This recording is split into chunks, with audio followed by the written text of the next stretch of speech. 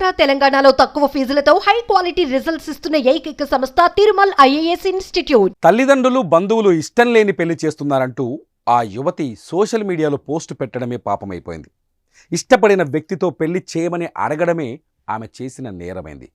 కూతురు ప్రేమ వ్యవహారంపై పోలీసులు చర్చలు జరుపుతుండగానే కన్న తండ్రే ఆమెను కాల్చి చంపడం పెను దుమారాన్ని రేపుతోంది.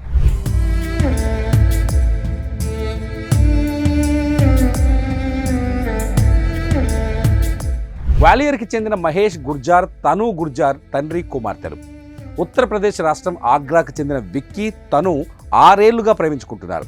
ఈ విషయాన్ని ఇంట్లో చెప్పగా యువతి తల్లిదండ్రులు పెళ్లి చేసేందుకు ఒప్పుకున్నారు. ఆ తర్వాత జరిగిన పరిణామాలతో వారిద్దరి పెళ్లి చేసేందుకు మహేష్ గుర్జార్ ససేమిరా అన్నారు. అనంతరం మరో యువకుడికి ఇచ్చి పెళ్లి చేసేందుకు నిశ్చయించాడు. అయితే ఇష్టం లేని పెళ్లి చేస్తుండడంతో తను తీవ్ర ఆవేదనకు గురైంది. దీంతో విక్కీని నేను వివాహం చేసుకోవాలని అనుకుంటున్నాను.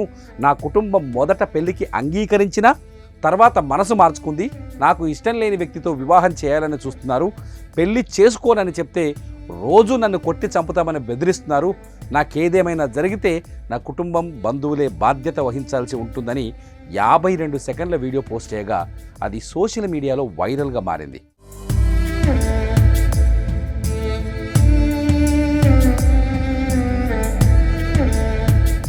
ఆమె చేసిన వీడియో సోషల్ మీడియాలో వైరల్గా మారడంతో యువతి తండ్రి మహేష్ గుర్జార్ ఆగ్రహానికి లోనయ్యారు.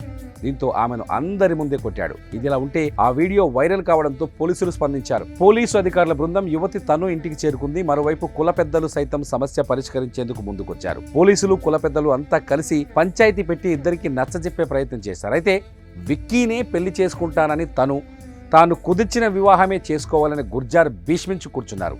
అందరి ముందు తాను చెప్పిన వ్యక్తిని కాకుండా ప్రియుడినే చేసుకుంటానని యువతి పదే చెప్పడంతో గుర్జార్ ఆగ్రహానికి గురయ్యాడు. చర్చలు జరుగుతుండగానే తన వెంట తెచ్చుకున్న దేశీయ తుపాకీతో కుమార్తె ఛాతిపై కాల్చాడు. ఈ ఘటనలో తీవ్ర గాయాల పాలైన తను అక్కడికక్కడే ప్రాణాలు కోల్పోయింది. ప్రస్తుతం ఈ ఘటన సంచలనం సృష్టిస్తోంది.